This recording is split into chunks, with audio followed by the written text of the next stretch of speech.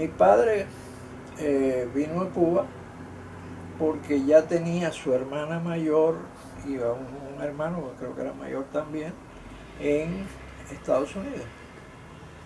Estaban establecidos ya y él viene a Cuba porque en aquel tiempo no, la ley de cuota, por ejemplo, era un problema. Pero desde Cuba, si usted estaba no sé cuánto tiempo, algo así, ¡paf!, podía entrar.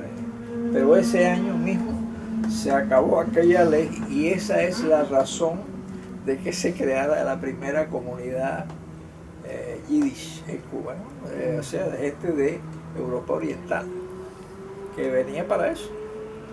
Ese es el caso de mi padre, o sea, él había querido ir allí con sus hermanos.